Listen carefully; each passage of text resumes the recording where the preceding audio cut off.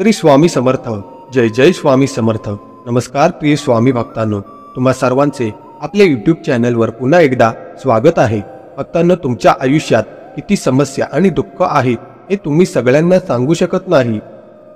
जर तुम्हाला तुमच्या आयुष्यात खूप समस्या येत असतील तर काळजी करू नका, आम्ही तुम्हाला त्या समस्येतून बाहेर काढणार आहोत. आजकाल तुमच्या घरची परिस्थिती काय आहे हे तुम्हालाच माहीत आहे. तुम्ही तुमचे सर्व दुःख एकाच वेळी व्यक्त करू शकत नाहीत. आजच्या युगात प्रत्येकाला आपल्या आयुष्यात अनेक समस्या आणि दुःखांचा सामना करावा लागतो. मग ती स्त्री असो, पुरुष असो, मुलगा असो किंवा मुलगी असो, तुम्ही तुमच्या समस्या कोणालाही सांगितल्या तर तुम्हाला कोणीही साथ देणार नाही हे मला माहीत आहे. परंतु ज्यांची देवांवर श्रद्धा आणि आसक्ती असते ते आपल्या प्रेमाची भावना भगवंताला समर्पित करतात. जर लोकांनी त्यांचे शरीर आणि मन भगवंताच्या चरणी एकाग्र केले तर त्यांना प्रथम काही दुःख आणि समस्यांना सामोरे जावेच लागते. परंतु देव प्रथम अशा प्रत्येक भक्तांची परीक्षा घेतो, परंतु नंतर देव त्यांच्या सर्व इच्छा पूर्ण करण्याचे आशीर्वाद देतो.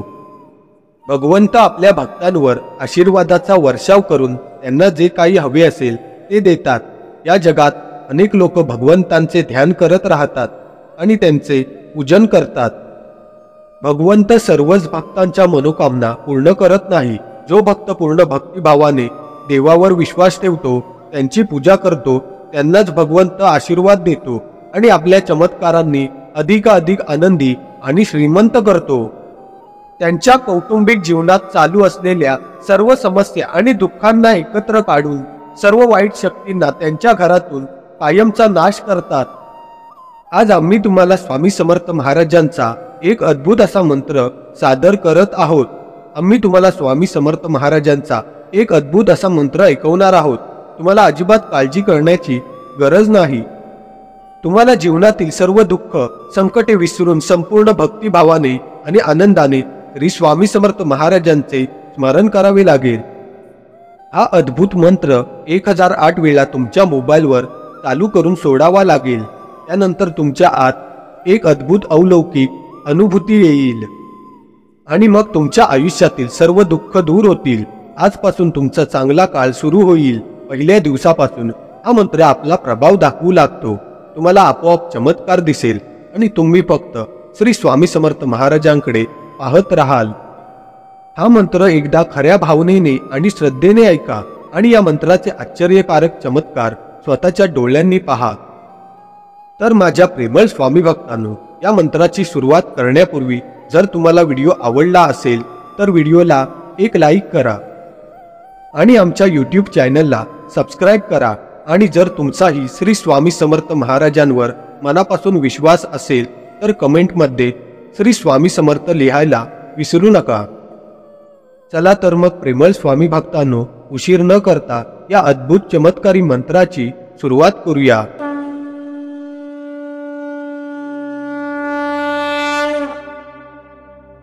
ओम द्वा स्वामी देवाय नमः. ओम द्वा स्वामी देवाय नमः. ओम द्वा स्वामी देवाय नमः. ओम द्वा स्वामी देवाय नमः. ओम द्वा स्वामी देवाय नमः. ओम द्वा स्वामी देवाय नमः. ओम द्वा स्वामी देवाय नमः. ओम द्वा स्वामी देवाय नमः. ओम द्वा स्वामी देवाय नमः.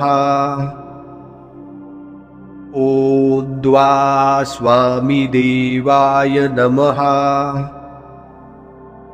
ओम द्वा स्वामी देवाय नमः. ओम द्वा स्वामी देवाय नमः. ओम द्वा स्वामी देवाय नमः.